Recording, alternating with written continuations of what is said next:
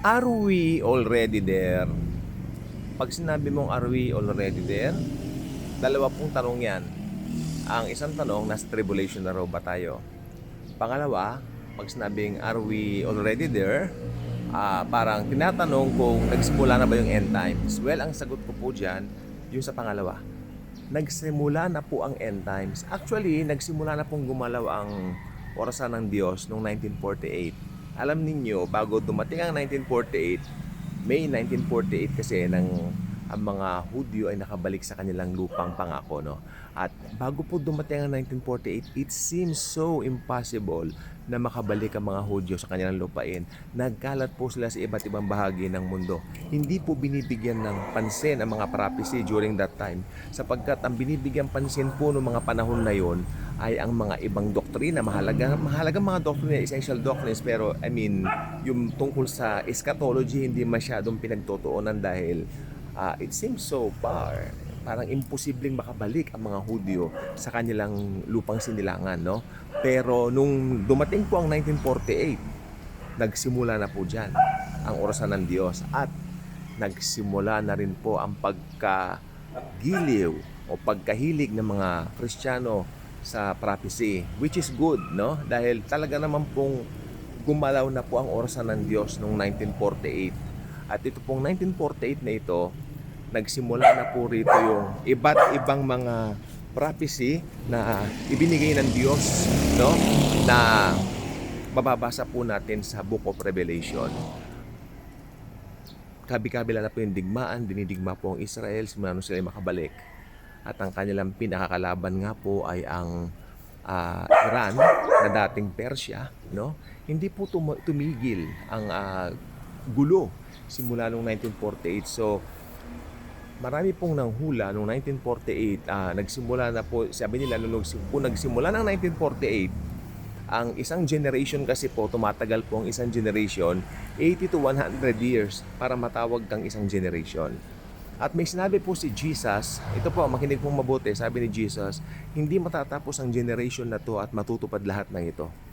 Yung po ang panghawakan natin. Hindi matatapos ang henerasyon ito that makikita ninyo ang kaganapan o fulfillment ng lahat ng ito. So, kung 1948 nagsimula ang time clock, no? At magiging 80 years yan, ilang taon? Anong taon? What year para maging 80 years ang 1948? Well, ang sagot ko po sa inyo is 2028. So ngayon po, eksakto 78 years ago nang makabalik ang mga Israelites sa kanilang lupaing pangako, no? Kaya po ang nangyari, sabi nila, talagang itong generation na po natin ang kahihinatnan ng lahat. Makikita natin ang katuparan ng lahat. Makikita ng mundo ang katuparan ng lahat. Pero ito po yan. Pag sinabi kasi nating prophecy, nakaandar tayo dito sa tinatawag na second coming. Yun ang tinitingnan natin kasi yan po ang binigyan ni Jesus ng signs, second coming. Hindi siya nagbigay ng senyales sa rapture. Dahil ang rapture po ay hindi po prophecy. Ang rapture po ay isang revelation. Ini-reveal kay Pablo, no? At ito po ay mangyayari anytime soon. Isipin niyo po ito, kung malapit na po kung malapit na po ang 80th year ng 1948, which is 2028, 2 years away from now, malapit na second coming. Di po ba? Ibig sabihin, may mangyayari bago sumapit ang 80th year or something na isang generation. At naniniwala po ako, the next big thing, makinig po mabuti, the next big event ay ang the rapture of the church. Kaya nga po, pag dumating na po ang rapture of the church, tuloy-tuloy na po yan. Yung programa ng Diyos na nakalatag, tuloy-tuloy na po yan.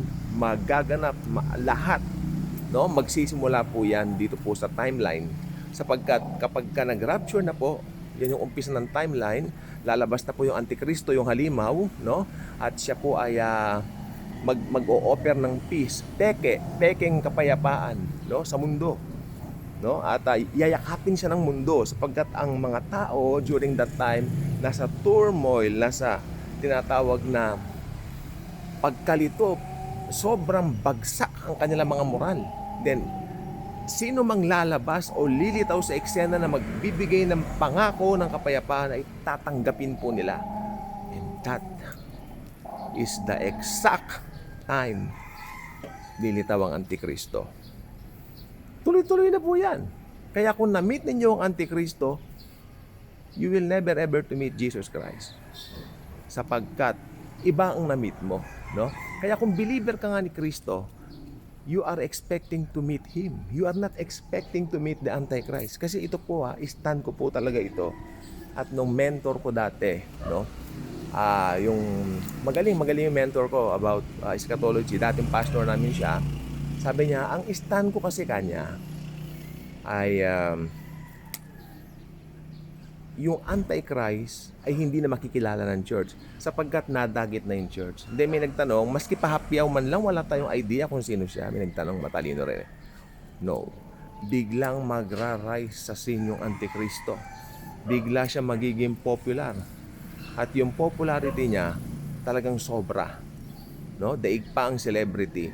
Pag sama-samahin mo man yung popularidad ng Beatles, Elvis Presley, Taylor Swift, sino ba yung mga sikat na artista o celebrity, Marilyn Monroe, Madonna, mga ganyan. Pag sama-samahin mo yung kasikatan nila, niwala po sa 1% ng kasikatan ng Antikristo.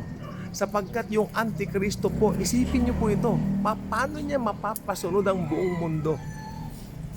Sapagkat nakalagay po sa aklat ng Thessalonians, taglay niya ang kapangyarihan ni Satanas. Si Satanas po talaga, ever since, gusto po niya masamba siya. At pagkakataon na po niya ito sa kanyang puppet. Puppet lang niya yung Antikristo kung tutusin. Maniwala po kayo. Yung Antichrist, tinatawag na beast. Dalawa bali ang beast, huwag kayo malilito. Merong beast coming from the sea and merong beast coming from the land. Okay, the beast coming from the sea is the Antichrist and the beast coming from the land is the false prophet. And I believe both of them, merong dugong Hudyo. May Jewish blood.